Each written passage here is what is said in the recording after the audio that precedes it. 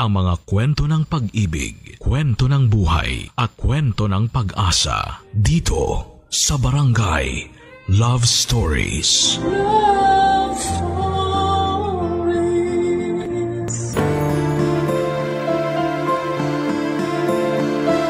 Minsan ay susubukin tayo ng nararamdaman nating pag-ibig.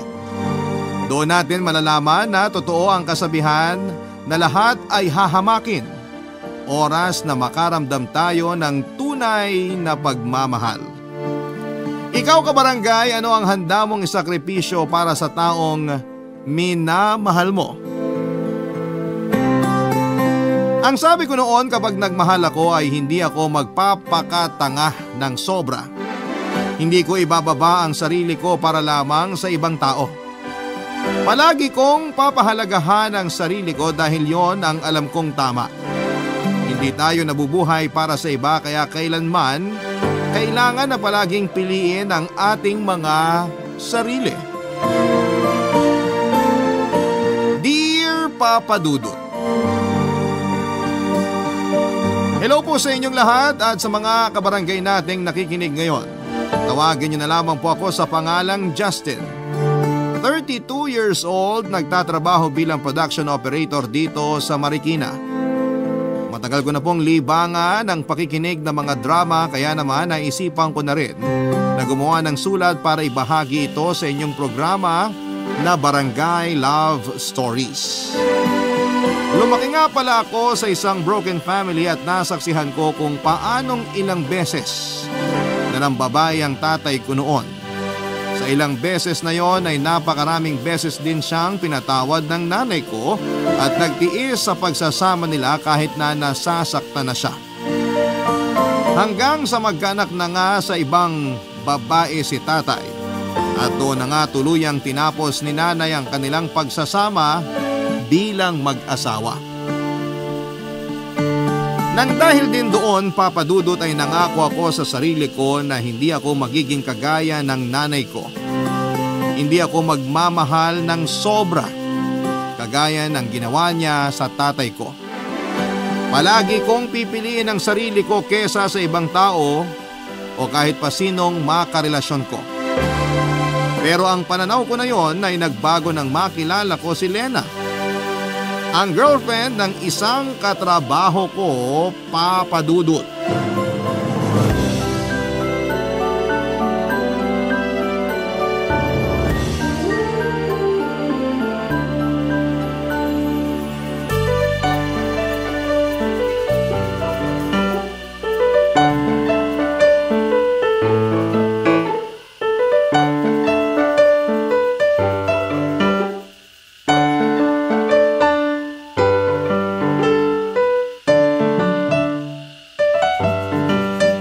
Mga pare, mauna na kaming umuwi ni Lena. Baka matraffic pa kami.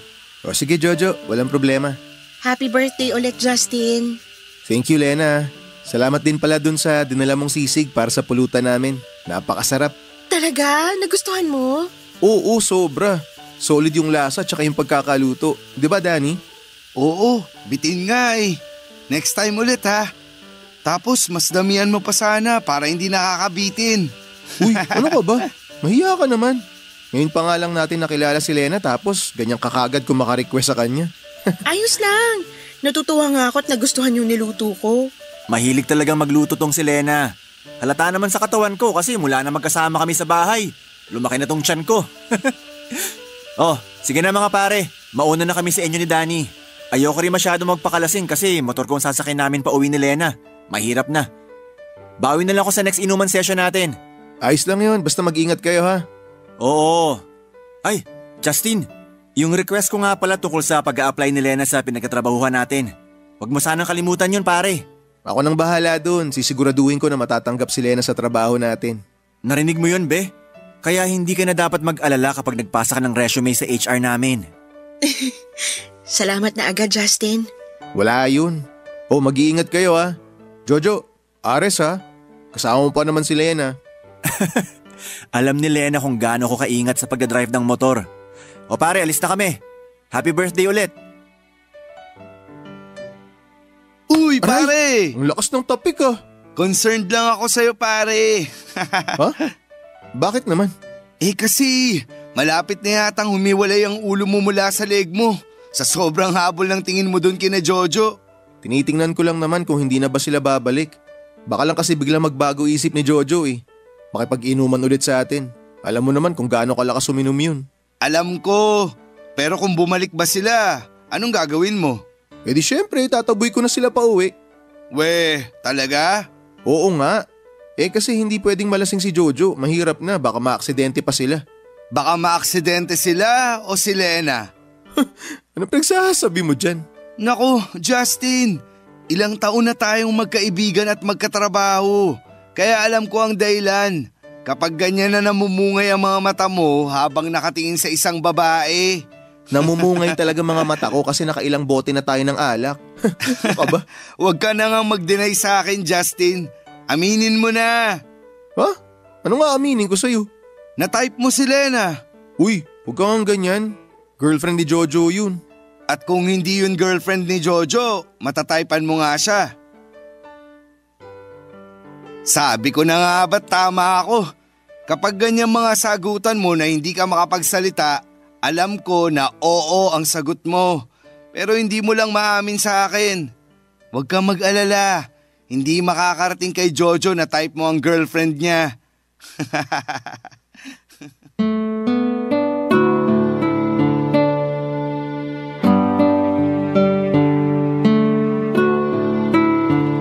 Papadudot maganda si Lena.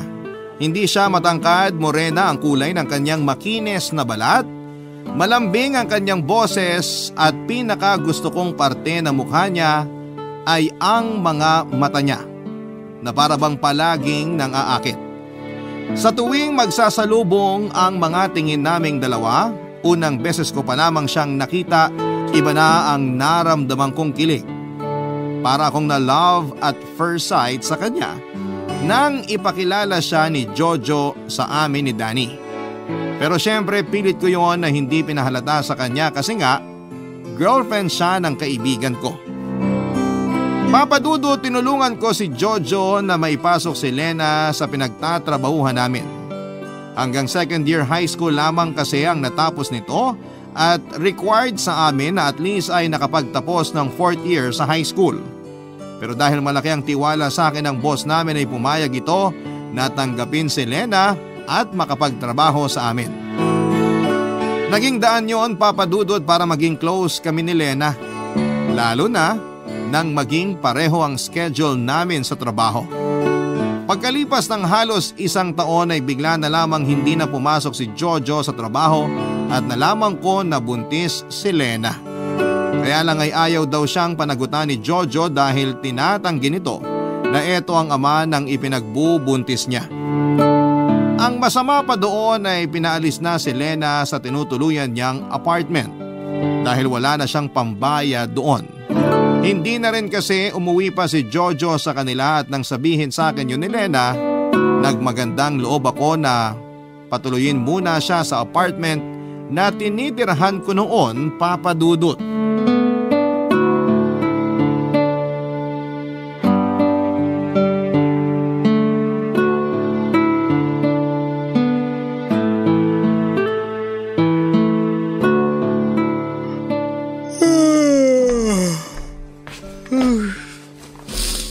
Grabe, nakakaantok talaga kapag ganito kaaga ang shift sa trabaho. Ay. Mabuti naman at gising ka na, Justin. Lena, ang aga mo namang nagising. Oo, nagluto kasi ako ng maaalmusal natin eh. Yan pala yung mabangong amoy na gumising sa akin kanina. Pagbangon ko ng sofa, akala ko nanggagaling sa kapitbahay yung amoy. Ang laki rin kasi ng kusina mo rito sa apartment, kaya hindi masyadong dinig sa sala yung pagluluto na ginagawa ko rito. Umupo ka na dyan, malapit na ako matapos sa pagpiprito ng galunggong dito. Ay, parang sobrang aga mo nagising ah. Di naman masyado. Hindi masyado pero nakapagsangag ka na ng kanin, nakapagprito ka na rin ng itlog, ito, nakahain na dito sa lamesa. Puno na rin tong termos, oh. Kagabi wala nang laman to ah. Mabilis lang din talaga akong kumilos at magluto kaya natapos ko na kaagad gawin ng mga yan. Eto na yung pritong galunggong na bagay dyan sa sinangag na kanin natin. Grabe, ang sarap naman ng almusal ko. Sisipagin talaga ako nito magtrabaho mamaya. Kailangan mong kumain ng marami kasi alam ko na kapag ganitong patapos ng buwan, tambak talaga kayo sa trabaho. Sinabi mo pa. Kaya panay din ang overtime ko kasi nire-require ng manager namin. Kaya nga ubusin mo tong niluto ko para may energy ka mamaya sa overtime nyo. Gagawin ko talaga yan pero syempre, tutulungan mo ako na ubusin tong mga niluto mo. Oo naman kasi kanina pa rin kami nagugutom ng baby ko eh. Ay, yan na nga ang sinasabi ko eh. Masyado mong pinapagod ang sarili mo. Baka makasama yan sa ipinagbubuntis mo. Hindi naman ako ganong napagod. Hindi gaano pero halos lahat ng gawain dito sa apartment inaasikaso mo. Yung paglalaba, paglilinis ng banyo, pagdidilig ng ilang halaman ko sa labas, tsaka pag-aayos ng mga gamit sa sala. Lahat yun palagi mong inaasikaso. Wala rin kasi akong ibang pwedeng pagkaabalahan dito sa apartment mo, Justin eh. Pwede ka namang manood ng mga palabas sa GMA o makinig sa Barangay LS para hindi ka naiinip dito. Ayun na nga, hindi rin kasi talaga ako sanay na hindi kumikilos sa bahay kaya naghahanap talaga ako ng pwedeng gawin. Pero kailangan mo na rin sanayin ng sarili mo na ipahinga ang katawan mo. Nabanggit mo kasi sa akin yung sinabi sa'yo ng doktor na medyo sensitibo ang pagbubuntis mo. Kaya kailangan mong alagaan ang katawan mo. Inaalagaan ko naman ang sarili ko kaya hindi mo ako dapat alalahanin. Ang totoo, nahihiya na nga ako sa'yo, Justin. Bakit ka naman nahihiya sa akin? Kasi ilang araw na rin akong nagiging abala sa'yo. Sa halip na masarap ang pahinga mo sa kwarto, doon ka sa sala natutulog para magamit ko yung kwarto mo. Okay lang naman talaga sa akin kahit sa sofa na lang ako matulog o kahit na maglatag ako ng banig sa sahig, makakatulog pa rin ako ng maayos. Ayun naman ang di ko matitiis, Lena. Yung makita na sa sofa ka natutulog lalo na sa kalagayan mo ngayon. Pero apartment mo to, kaya mas may karapatan ka na. Lena, ang sabi ko naman sa'yo, di ba? Habang nandito ka sa apartment ko, ituring mo na rin na parang bahay mo to. Huwag kang mahiya o mailang sa akin. Dahil gusto ko na maging komportable ka habang nandito ka. Salamat talaga, Justin. Salamat sa lahat ng tulong mo sa akin. Sus, wala yun. Basta ikaw, Lena. Papadudot nang magsimulang lumalim ang pagkakaibigan namin ni Lena noon, mas lalo ring lumalim ang espesyal na pagtingin ko para sa kanya. Doon ko nalaman na galing siya sa mahirap na pamilya at lumuluwas pa siya ng Maynila para makipagsapalaran sa buhay. Meron siyang 6 na kapatid sa probinsya at dahil siya ang panganay, siya rin ang maagang sumalo ng responsibilidad mula nang mamatay ang kanilang ama. Doon ako mas lalong humanga kay Lena, Papadudot, kasi nakita ko ang tiyaga niya at labis na pagmamahal sa kanyang pamilya. At kahit wala na siyang masyadong kilala sa Maynila, naglakas loob siyang lumuwas at pumasok sa iba't ibang trabaho na alam niya na para lang makapagpadala ng pera sa pamilya niya sa probinsya. Sa isang karinderya siya noon nagtrabaho nang makilala niya si Jojo at maging boyfriend. Kay Jojo rin ang galing ang ideya na doon na lamang siya magtrabaho sa kumpanya namin na kaagad naman niyang sinang-ayunan. Maayos naman ang naging pagsasama nila kahit may ilang pagtatalo din sila tungkol sa mga gastusin, Papadudot. At pambababae ni Jojo na ilang beses niyang pinalampas. Pero mula na makipaghiwalay ito sa kanya pagkatapos niyang ipaalam na buntis siya ay bigla na lamang itong nag-resign sa kanyang trabaho at hindi na muli pang nagpakita sa kanya, Papadudot. Barangay Love Stories. Barangay Love Stories. Papadudot, sinuggest ko kay Lena na umuwi na lamang muna siya sa pamilya niya sa probinsya. Pero ang sabi niya ay ayaw niyang umuwi sa probinsya para lamang pagchismisan siya ng mga tao doon. Ayaw niya rin na madismaya ang nanay niya dahil ilang beses siyang pinigilan nito na lumuwas ng Maynila. Marami raw kasing babae sa probinsya nila ang lumuwas ng Maynila at umuwi sa probinsya na buntis na pero wala namang mga boyfriend o asawa. Umuwi para magdagdag ng pabigat sa kanilang pamilya. At yon ang ayaw na mangyari ni Lena, Papadudot. Nung araw na sinabi sa akin ni Lena ang tungkol sa pinagbubuntis niya at hindi na pagpapakita sa kanya ni Jojo ay grabe ang iyak niya, Papa Dudut. Tapos na ang shift namin sa trabaho at sa may kantin siya nagkwento sa akin habang umiiyak. Namumroblema siya kung saan siya titira sa oras na tuluyan na siyang paalisin ng may-ari ng tinutuluyan niya. Napadala na raw kasi niya ang pera niya sa probinsya at hindi niya pwedeng galawin ang ipon niya. Halos hindi na raw siya kumakain ng maayos para lamang makatipid. Kaya naman doon na ako nag-alok ng tulong sa kanya, Papa Dudut. Ayaw pa nga niya noon tanggapin ang tulong ko na doon muna tumuloy sa tinitirhan ko. Pero dahil wala na rin siyang ibang mapupuntahan, tinanggap na rin niya ang tulong na binibigay ko. Kasunod ang pag-resign sa trabaho, Papa Dudut.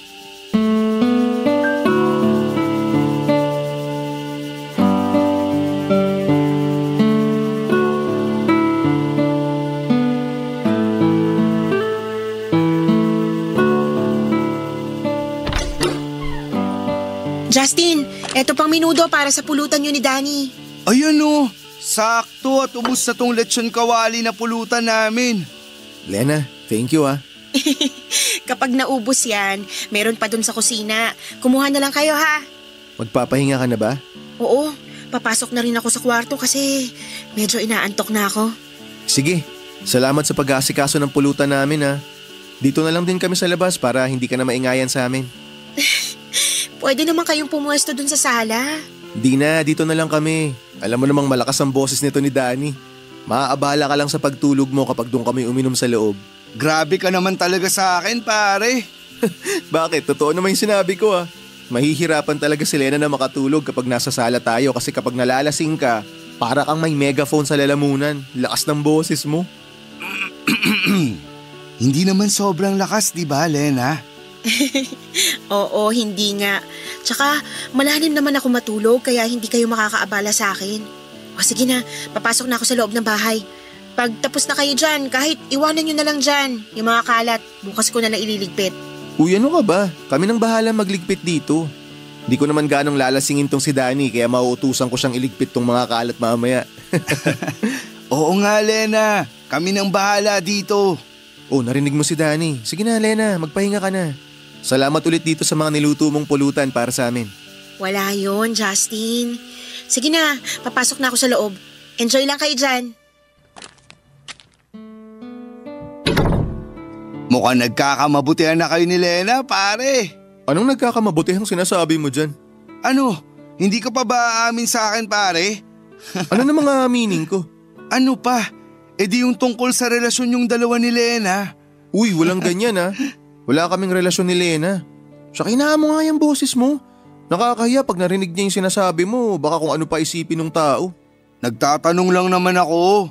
Nagtatanong pero parang ayaw mo namang maniwala sa sagot ko. Hindi naman sa ayaw ko maniwala. Ano lang, medyo nangihinayang lang ako. Saan ka naman nangihinayang? Sa chance na sinasayang mo para maging syota mo na si Lena. Justin, alam ko naman na matagal ka nang may gusto sa kanya. Ni minsan ba, sinabi mo sa kanya yung tungkol sa nararamdaman mo na yan? Ay, hindi. Hindi naman kasi niya kailangan malaman eh. Eh bakit mo pa siya tinutulungan kung hindi mo naman ipapaalam sa kanya na gusto mo siya? Tapos, pinatira mo pa talaga siya dito sa apartment mo ng libre. Nakwento mo pa na ikaw na rin ang gumagastos para sa mga prenatal check-up niya. Alam mo kasi pre, hindi naman yun yung purpose ng pagtulong ko sa kanya. Tinutulungan ko si Lena kasi kaibigan ko siya. Tsaka nagmamalasakit ako sa kanya. Walang mali siya yung ginagawa ko. At mas lalong hindi ako naghihintay ng kahit na anong kapalit mula sa kanya. Papa Dudut, mula nang tumira si Lena sa apartment ko ay wala siyang kahit na anong ginastos. Mula sa pagkain upa ng bahay o follow-up check-up niya para sa pagbubuntis niya. Ako lahat ang gumagastos ng para doon. Sinabi ko na bayaran niyo na lamang ako sa oras na nakapanganak na siya o nakakaluwag na sa pera. Nang panahon na yon ay may naipon naman siya kahit papaano na inuunti-unti niyang pinapadala sa pamilya niya sa probinsya. Ginawa niya yon para maitago sa mga ito ang pagbubuntis niya at ang kawalan niya ng trabaho. Alam ko na hindi ko naman talaga responsibilidad si Lena pero hindi ko mapigilan ang sarili ko na tulungan siya, Papa Dudut.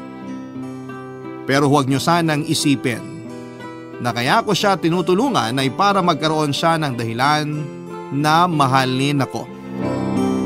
Hindi yun ang dahilan ko. Tinutulungan ko siya kasi alam ko na hindi niya deserve kung anuman ang pinagdadaanan niya noon. Hindi niya deserve ang lokohin at saktan dahil ang kagaya niya ay dapat na minamahal ng buong puso at walang kapantay, Papa Dudut.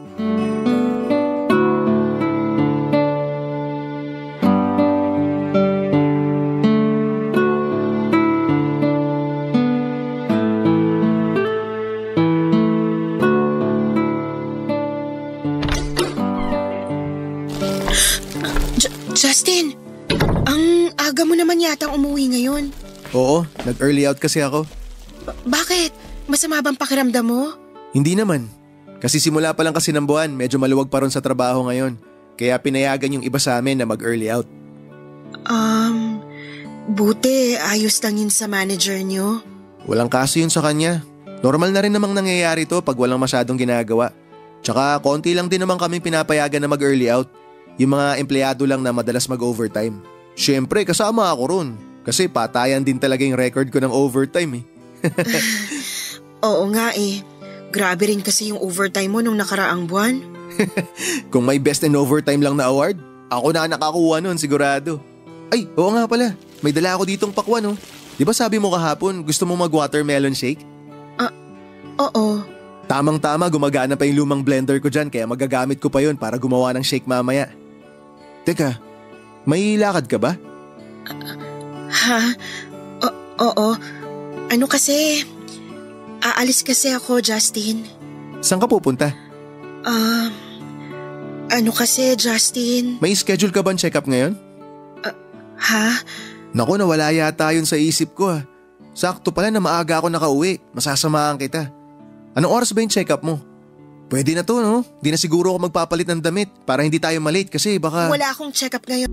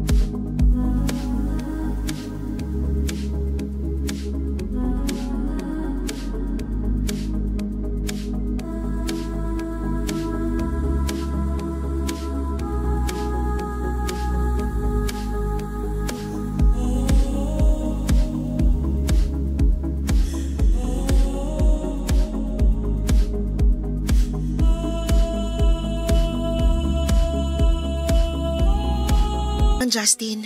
Ganun ba? Saan pala ang lakad mo? Justin, ang totoo… Lena, okay na ba mga gamit mo? Jojo? Anong ginagawa mo dito? Justin, nakauwi ka na pala. Obvious ba? Ikaw, anong ginagawa mo dito? Sinusundo ko na si Lena. Sinusundo? Lena, anong pinagsasabi nito? Ayun nga, Justin. Nag-usap na kasi kami ni Jojo at nagkasundo kami na ayusin ang relasyon naming dalawa. Makikipagbalikan ka kay Jojo pagkatapos kanyang iwan sa ere? Ikaw at ang anak mo? Humingi naman na ng tawad sa akin si Jojo. Nagpaliwanag din siya na nagulat lang siya nang malaman niyang buntis ako kaya lumayo siya sa akin. O tapos ganun na lang yon? Pagkalipas ng ilang buwan, babalikan ka na lang niya na parang pusa kung saan kanya huling iniwan, ganon? At ikaw naman magpapabilog ka na lang sa mga sinasabi niyang puro kasinungalingan. Justin, dahan-dahan ka sa sinasabi mo dahil wala kang alam tungkol sa amin ni Lena. Ikaw ba, Jojo? Anong alam mo tungkol kay Lena pagkatapos mong hindi magparamdam ng ilang buwan? Ha? Wala rin naman di ba? Wala kang alam tungkol sa kanya o sa ipinagbubuntis niya kasi naduwag ka. Naduwag ka nung malaman mo na magiging tatay ka na. Kaya tinakasan mo yung responsibilidad mo sa kanya. Nagbuhay binata ka. Kapal ng mukha mo. Sa bagay, ano pa bang aasahan sa isang duwag na katulad mo? Duwag ka, Jojo. Duwag! Sumusobra ka na ha? Jojo, tama na! Huwag mo nang saktan si Justin! Ang yabang kasi nito. Akala niya kung sino siya. Bakit? Nagsasabi lang naman ako ng totoo na bahagyang buntot mo nung malaman mo na nabuntis mo yung girlfriend mo. Kaya ikaw, Lena, makinig ka sa akin. Huwag mo nang balikan yung duwag na yan. Kasi sigurado ako na magsisisi ka lang sa huli. Justin, sorry pero buo na ang desisyon ko. Aayusin na namin ni Jojo ang relasyon naming dalawa. Sasama na ako sa kanya dahil handa na siyang panagutan ng magiging anak namin. Aaminin ko sa inyo, Papa Dudut, na may bahagi ng sarili ko ang umaasa na sana'y dumating ang araw na mahalin din ako ni Lena. Na mapagtanto niya na mas karapat dapat ako para sa kanya. Hindi ako humingi ng kahit na anong kapalit sa mga ibinigay na naitulong ko sa kanya, pero umaasa ako na sana'y dumating ang araw na masuklian lahat ng sakripisyo at pagmamahal na ginawa ko para sa kanya. Umasa ako na tanggapin niya ako bilang tamang tao na bahagi ng buhay niya. Kaya naman sobra akong nasaktan, Papa Dudut, nang kaagad akong iwanan ni Lena dahil lamang sa biglang pagbalik ni Jojo sa buhay niya. Hindi ako makapaniwala na kaagad na sasama si Lena sa kanya pagkatapos ng ginawa ni Jojo sa kanya. Bakit ito pa rin ang pinili niya kahit na labis na siya nitong nasaktan? Ayoko talagang manumbat pero noong araw na umalis siya, hindi ako nakarinig ng kahit na anong pasasalamat mula sa kanya. Ganon talaga, Papa Dudut, siguro sa mundo ng pag-ibig. Kahit pa tinuturo ng isipan natin kung sino ang tamang tao para sa atin, madalas na mas pinipili pa rin natin ang maling tao dahil sila ang tinitibok ng puso natin. Papa Dudut. Barangay Love Stories. Barangay Love Stories. Papa Dudut, kahit na ilang beses ko pang gustuhing pigilan si Lena na umalis na tinitirhan ko, ay tuluyan na rin akong walang nagawa dahil wala rin naman talaga akong karapatan sa ipinagbubuntis niya. Mahal ko si Lena at kailangan na irespeto ko ang desisyon niya. Lalo na at hindi naman talaga ako parte ng buhay niya. Wala akong karapatan sa buhay niya. Papa Dudut, sobra akong nanibago mula nang umalis si Lena sa apartment ko dahil nasanay na rin talaga ako na nandun siya. Ilang buwan din siyang tumira sa bahay at pakiramdam ko noon, nagsasama na kami talaga bilang mag-asawa. Nag-resign na rin kasi siya sa trabaho kaya palaging nasa apartment lang. Lumalabas lamang siya ng bahay kapag may kailangang bilhin sa palengke o kaya ay may check-up siya sa OB niya. At syempre kasama niya ako palagi kapag pupunta siya ng ospital. Parang ako na talaga ang partner niya kahit pa nga doon siya sa kwarto natutulog at ako naman ay sa sofa sa may sala. Para sa akin ay espesyal na ang pagsasama namin sa isang bubong. At nang umalis siya sa apartment ay mas nag-focus na lamang ako sa pagtatrabaho. Madalas na nag-overtime para kahit papaano ay hindi ko masyadong ma-miss si Lena, Papa Dudut.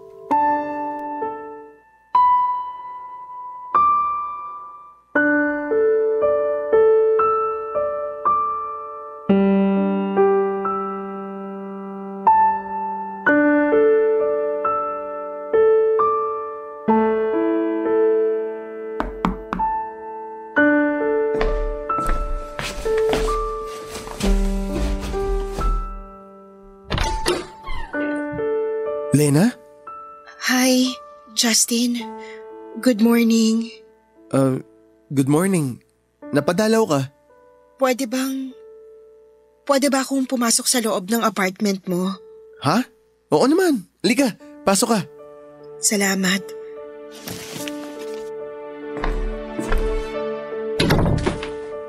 Maupo ka muna sa sofa. Sige.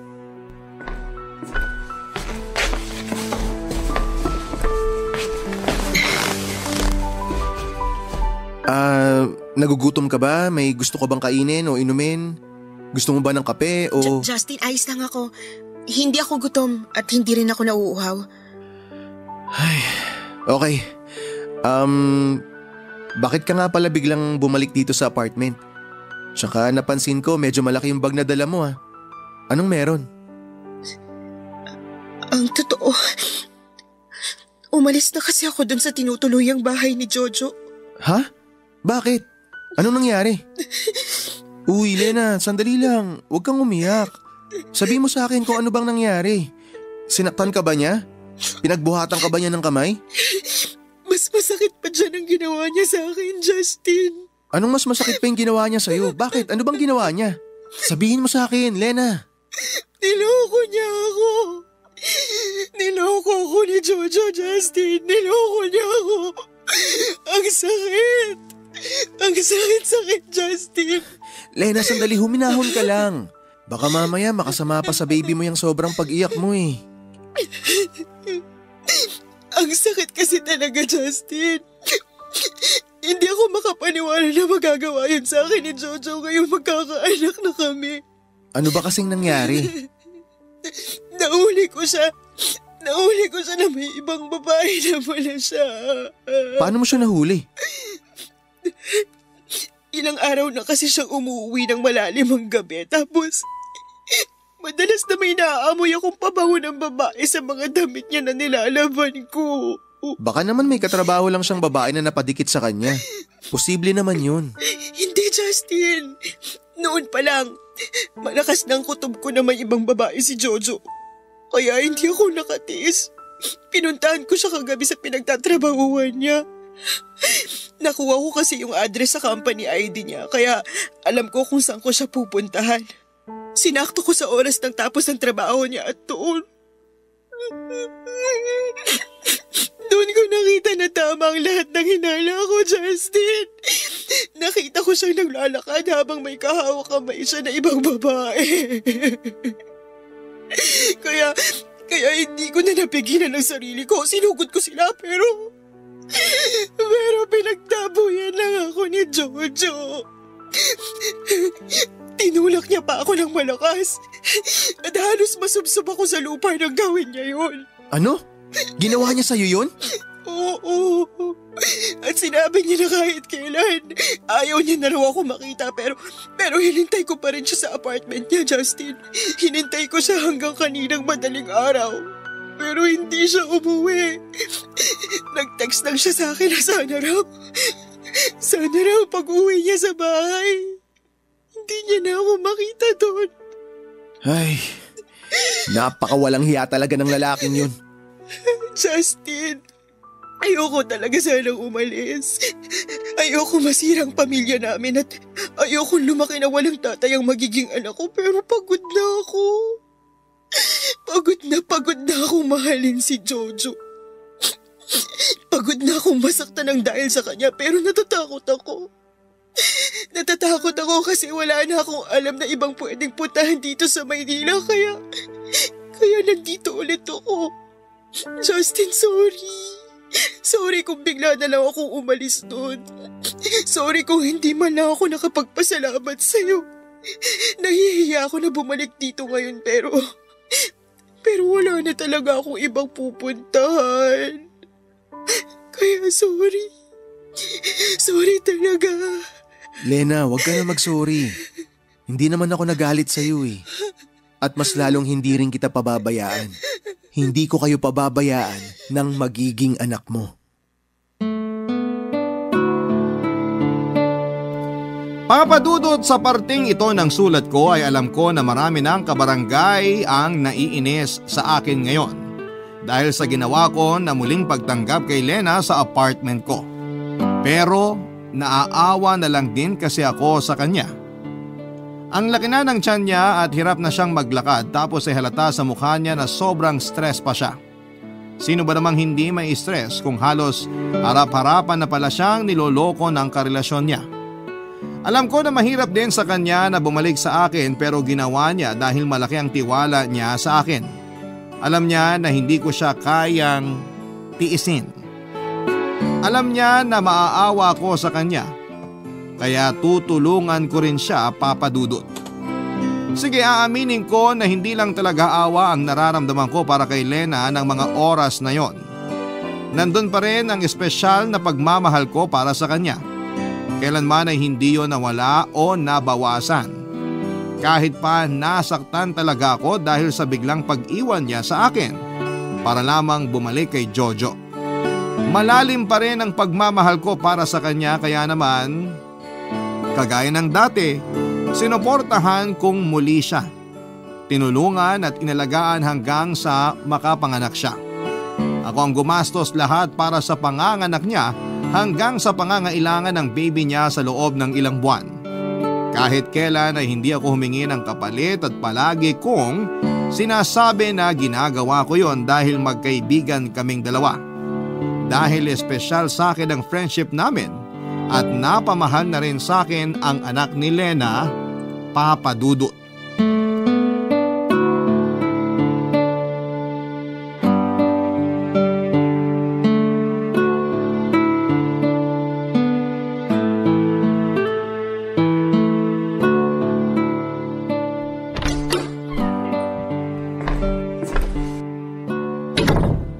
Lena? Lena, nasa kwarto ka ba?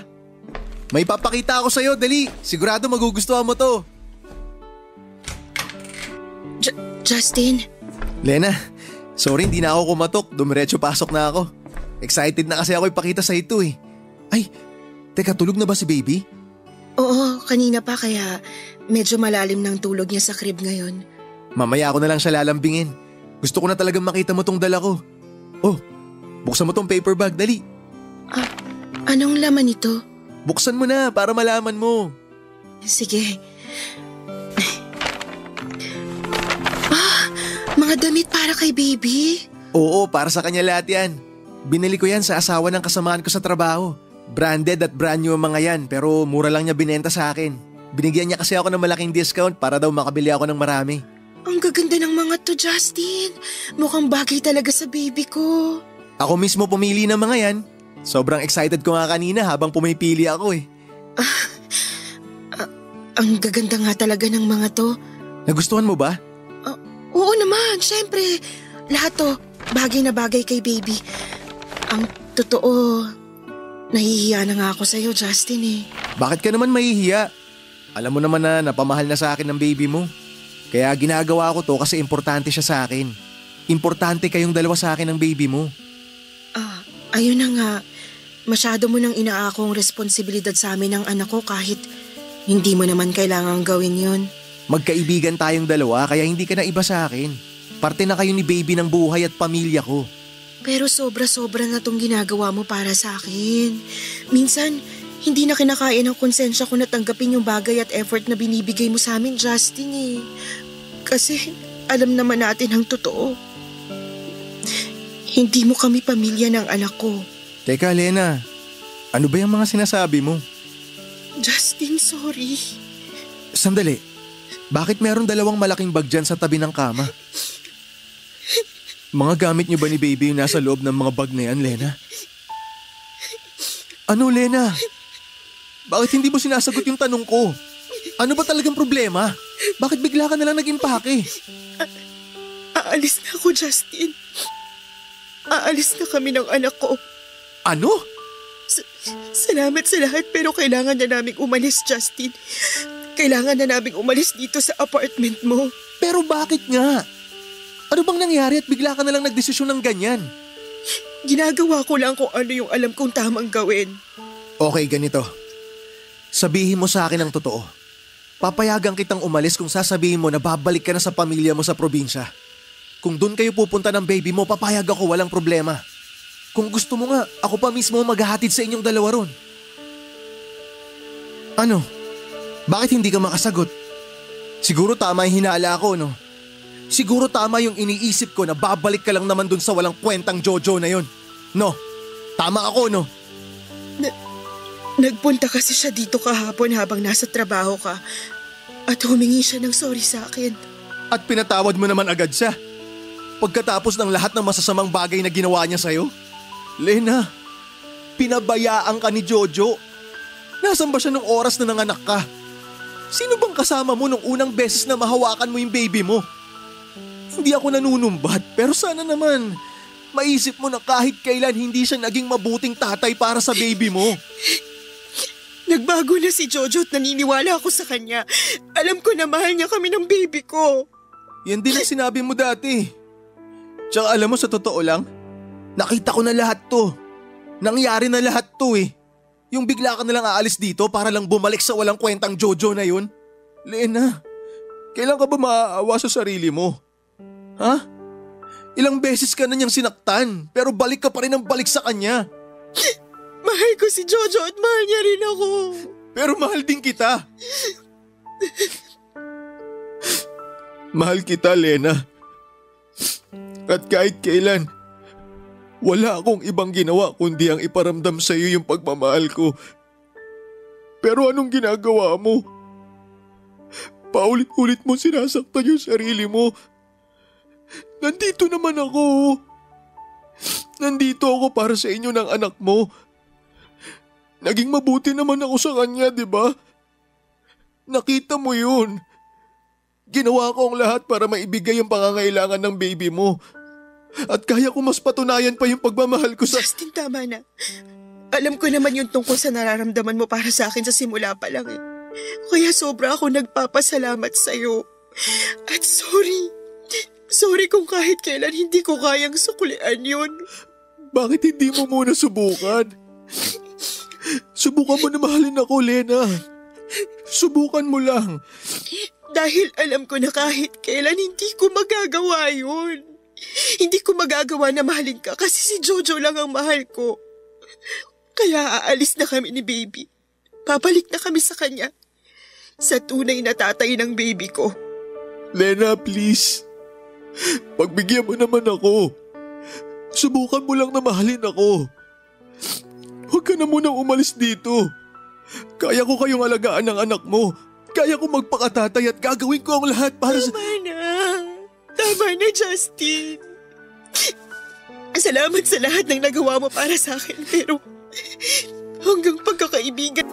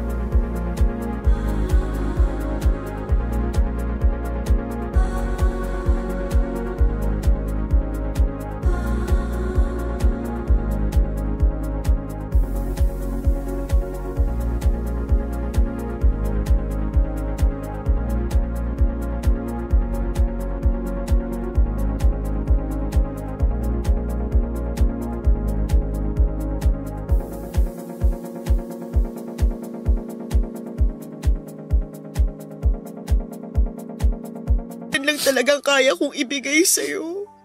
Sorry. At salamat sa lahat ng tulong na naibigay mo sa akin. Papa Dudut, yon ang unang pagkakataon na inamin ko kay Lena ang nararamdaman kong pagmamahal para sa kanya. Naisip ko na oras na para malaman niya kung bakit ko nga ba ginagawa ang lahat ng yon para sa kanya. Bakit masyado ko nang ibinaba ang sarili ko para lamang matulungan sila ng anak niya. At ang akala ko ay kagaya ng sabi ng ibang tao ay luluwag ang pakiramdam mo oras na maipaalam mo at masabi ang totoong sinisigaw ng puso mo. Pero hindi yon ang nangyari sa akin, Papa Dudut. Kailanman ay hindi gumaan ang nararamdaman ko. Mula nang aminin ko kay Lena ang pag-ibig na matagal ko nang tinatago para sa kanya. Dahil sa huli ay pinili niya pa rin na muli akong iwanan. At muling bumalik sa lalaking ilang ulit na siyang sinaktan. Hindi ko alam, Papa Dudut, kung gaano kamartir si Lena para lang magawa niyang bumalik muli kay Jojo.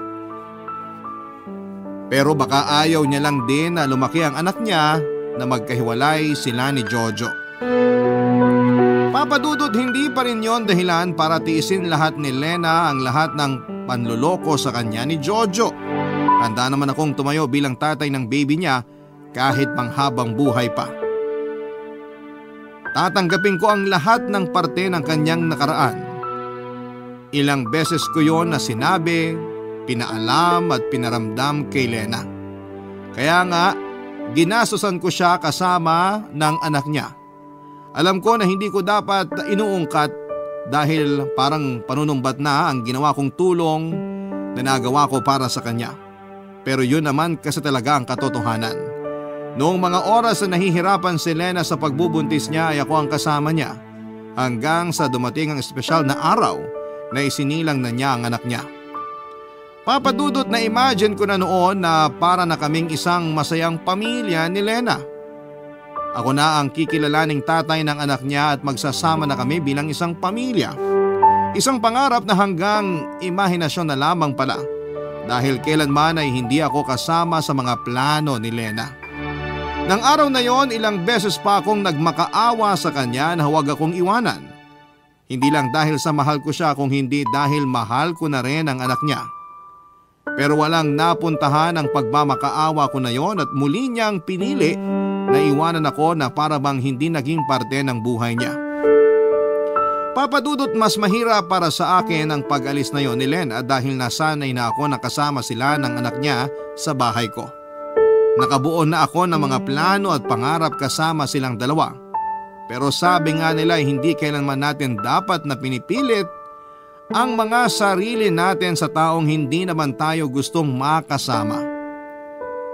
Kaya kahit napakahirap para sa akin ay pinilit kong tanggapin na kailanman ay hindi ako ang pipiliin ni Lena na mahalin at maging parte ng buhay niya. Papa Dudut, doon ko na-realize na madalas talaga na natatalo ng puso ang isipan pagdating sa paggawa ng mga desisyon sa buhay. Kahit gaano pa katama ang isip at kamali ang gustong gawin ng puso ay palagi pa rin nagwawagi ang huli.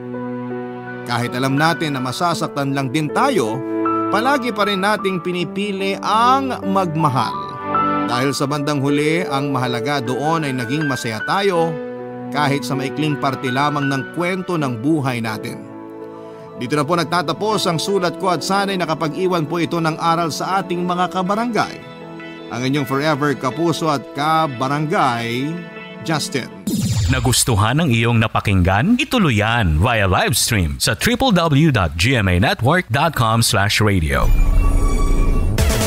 Barangay LS 97.1 Forever